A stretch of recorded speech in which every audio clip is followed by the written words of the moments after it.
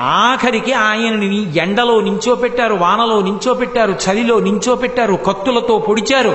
తన్ను నిశాచరుల్ పడవ దైత్యకుమారుడు మాటిమాటికో పన్నగసాయి ఓ ధనుజభంజన ఓ జగదీశ ఓ సర్వాపన్న శరణ్యంచు నుతించు కానితా కన్నుల నీరుతాడు భయకంప సమేతుడు కాడు భూవరా అన్నారు.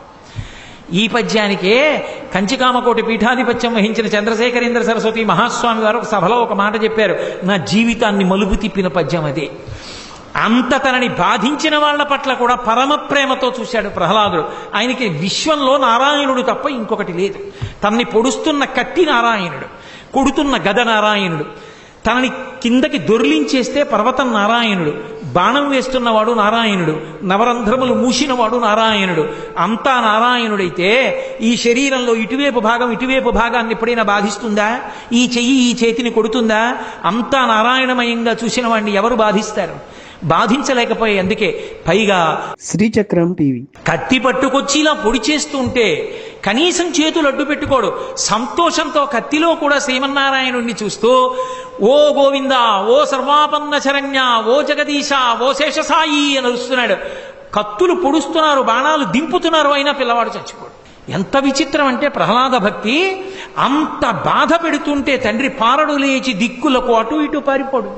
నిన్ను కొరణాలతో కొడతామని తీసుకొచ్చి నించోబెడితే ఎంతో సంతోషంగా నిలబడి గోవింద ముకుంద శ్రీమన్నారాయణ కేశవ హరి అంటూ నించుంటున్నాడు. కనబడ్డవాడు కొరడా అన్నీ విష్ణువే. ఆ కొరడా పెట్టి కొడుతుంటే ఎంతో సంతోషంగా ముఖం వాడదు, పూర్ణచంద్రబింబల్లా అలాగే ఉంది. అంత పరమభాగవతోత్తముడు ఇంత బాధ పెడుతున్నాడు తండ్రి. ఇన్ని చేస్తుంటే ఇన్ని తట్టుకుని పారడు లేచి దిక్కులకు కనీసం అటు ఇటు పరిగెత్తాడు. బాహువులొడ్డాడు, చేతిని ఇలా అడ్డు పెట్టుకోడు.